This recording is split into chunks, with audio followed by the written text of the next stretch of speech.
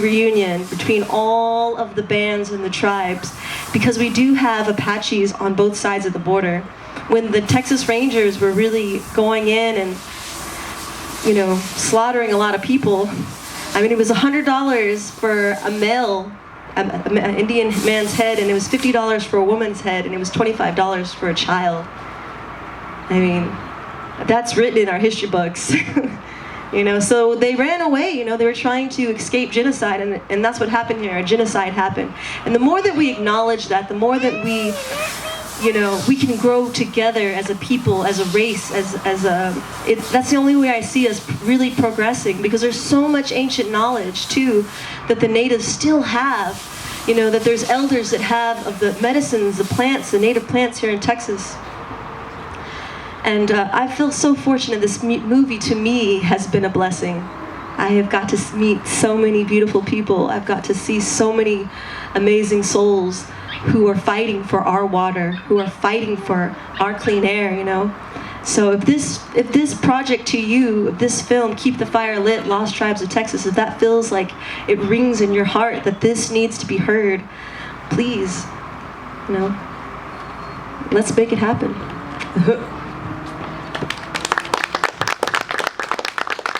Awesome, thank you so much. Does anybody have questions for Fox? Danielle. How and where will you be releasing?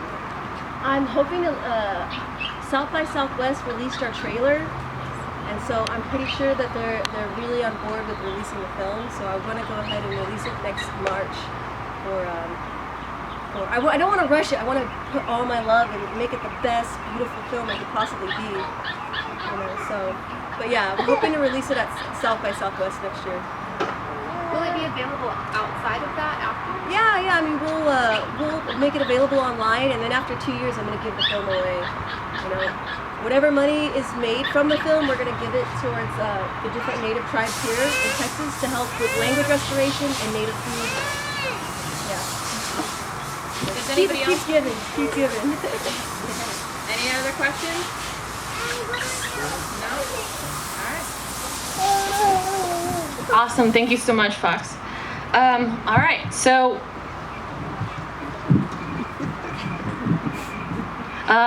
our last project, last but not least, we have Danielle with Communal Mama Living. Alright. Give it a round of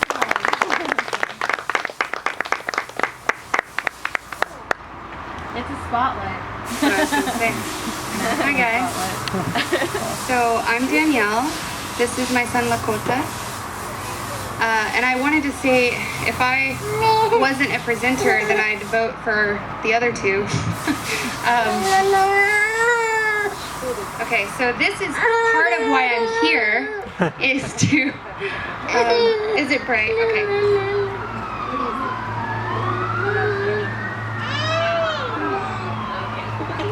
Okay, so you see the bicycle? Yeah, you see the bicycle. Okay, so my idea is called, like she said, Communal Mama Living, and this is gonna make it really difficult. Bubba, come here. Can we hold them?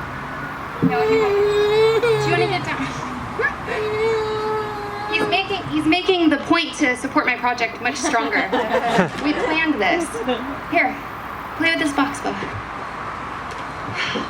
Okay. Whew. All right, so Communal Mama Living. The idea behind my project comes from a lack of support for mothers. From my personal experience and the observations that I have of mothers around me, especially single mothers, we're just lacking the support that we need. We're lacking the community that we need. We're lacking the resources that we need. We're all alone. And that's the weirdest part, is that there are so many people in the world that we could all be helping each other, but we go home and we're alone. One of the points that someone made earlier when I was speaking with them before this all started was that a lot of moms have mom groups, where you go and you share recipes and talk about your kids all day, but then you go home and you're like, fuck, what do I do now? You know, you got a screaming baby, you have to make dinner. There are lots of other things that you wish you could do, like projects and follow your passions. I love sewing, for example, and I can't really do that because I have to take care of him by myself. And it's really difficult. So I want to, so there are a lot of other communities starting. For example, the other two presenters are both starting their own communities. And I want to start one that's focused on single mothers specifically, not parents, not single fathers, but single mothers. I think that if there's any place to start in helping the world and changing the world, I think we need to get back to the root, and that is the women that create life. When women who can create life don't get the support they need, then the whole world suffers. So I want to start a community that has everything on site. And I don't think that it will necessarily start with everything on site, but the goal is to eventually gain all the resources that we need so that the mothers living in the community can have access to things without having to go anywhere. And I'm not sure if this will be a for-profit or a non-profit yet. I don't know because I am just starting. But I would imagine that any funds that I get, when this is all happening, will just go back into the community and pay for like classes or workshops that will be offered in the community, or childcare that will be in the community, whatever it is that the women need on site. I'm talking really fast. So I guess that sums it up. Like I said, I think single mothers are who need the most help and the most support.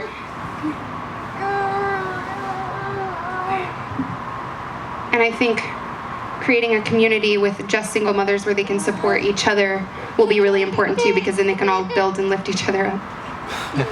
You want to say something? What do you want to say? He supports this project. I think that's it. Thanks, guys. Awesome. Does anybody have any questions for Danielle? No? No questions? All right, guys. Thank you so much, Danielle. All right, y'all. So,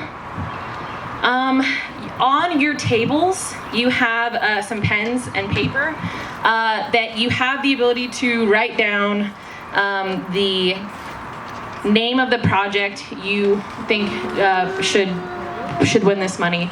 And I think it's important. I think it's important to understand that the cool thing about this is like, yes, someone is going to leave with all the money, but you all got to hear about these projects. Now they're in your head. Now these ideas are here. You know these projects exist in your community. You can find them. You can support them in any way that you feel necessary. And I think that's awesome.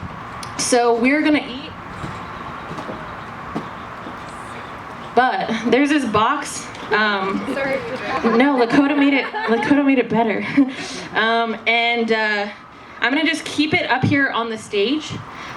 This is an opportunity, you can cast your vote right now if you know, but we can also just talk with each other, talk with the people at your table, discuss the projects, talk more with the people who presented. I'm sure they'd be down to answer any other questions you might have thought of, without being put on the spot, at the end of their presentation kind of thing. So we're gonna eat, and y'all vote, and after we eat and everything, we're gonna count up the votes, and we will present who the winner was. Also, do not forget there are patches over here for donation, they're for free, but donations are cool too. All that money is going to go towards the project that wins. And resources, if you have resources that can help them and whatnot, you can put them on that board or events that you have going on. So, all right, y'all. Food is going to be ready soon. I think it's pretty much probably ready now. Let me get back with you guys about the food, but it should be ready in the next 3 to 5 minutes. All right? Bye.